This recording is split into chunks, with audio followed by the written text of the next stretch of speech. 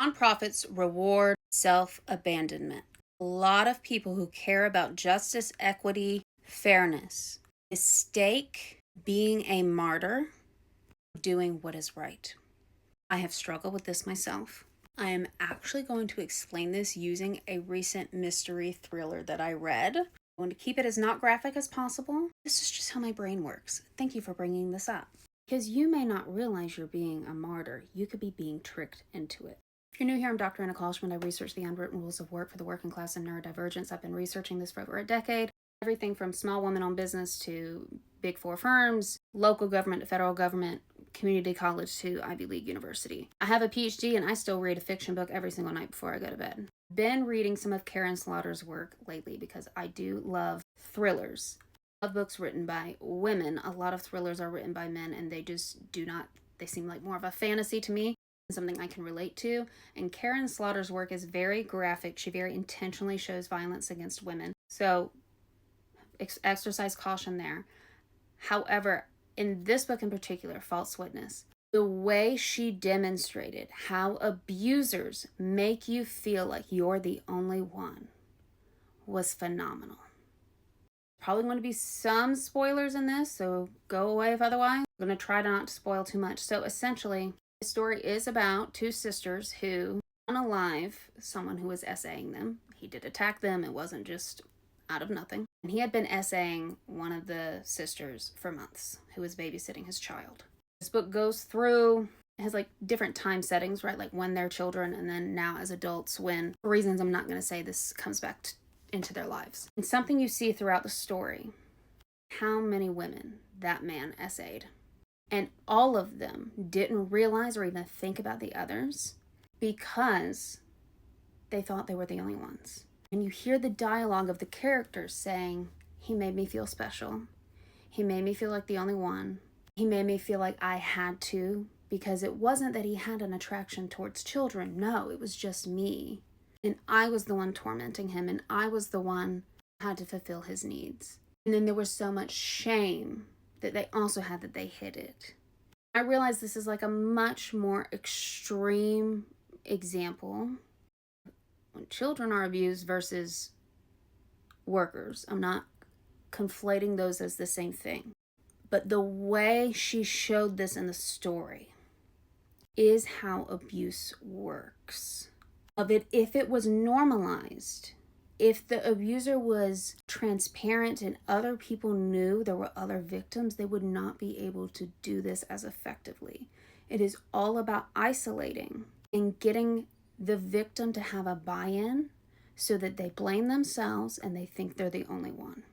What I have seen in very mission-oriented organizations where there is a cause, which may even be helping children who are in this situation, it could be education, it could be healthcare, women's healthcare right now. I mean, it's always been an issue, but it's a really big issue in America right now, is conveying to the employees that if you do not do it, that the whole cause rests on your shoulders and that it is only you. And they may even make you feel really capable and good, and like you're a great worker and the only one who has these skills, because that is how they're going to guilt you into doing more while treating you poorly. And what Karen Slaughter doesn't say in this book, but I'm a psychologist and I'm going to tell you, is this is the importance of having boundaries. And I always hated when people told me this. I was like, there's kind of a power dynamic here at work. I don't know how to do this. But there is the value of boundaries, because someone who loves you will never, ever violate your boundaries. They will not need to. They will not want to. But under the guise of love, an abuser will expect exceptions because, oh, but you love me, so wouldn't you be okay with this? Or yes, that's for normal people. That's not for people you love. When that's abuse, that's not love. Anyone who loves you will not violate your boundaries. And I know in workplaces you're not in a love situation, though sexual harassment is real. But there is, especially in caring fields, this work as love ideology, and it is especially pushed on women.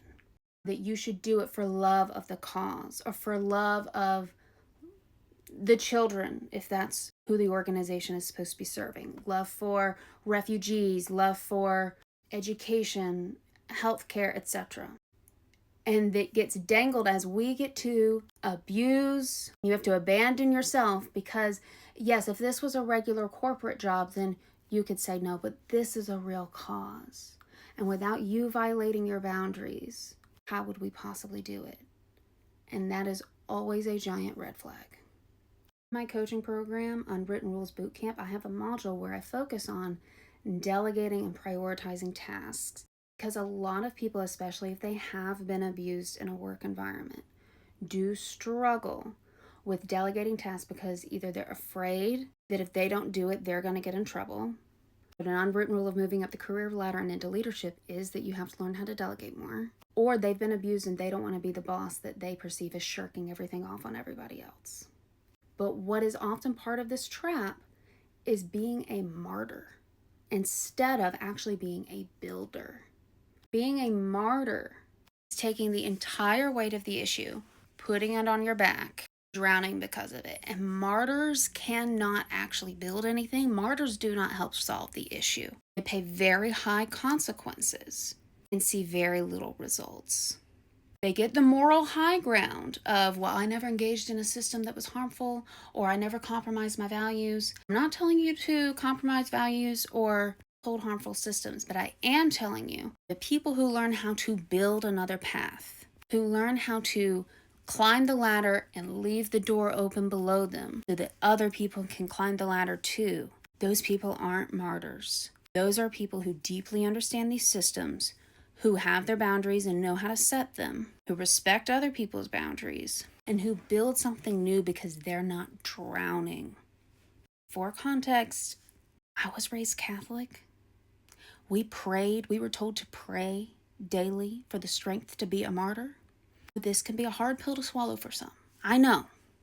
And so I'm not being judgmental when I say this, speaking from experience, personal experience. So there you go. There's my dark fiction Catholic industrial organizational psychology perspective on that.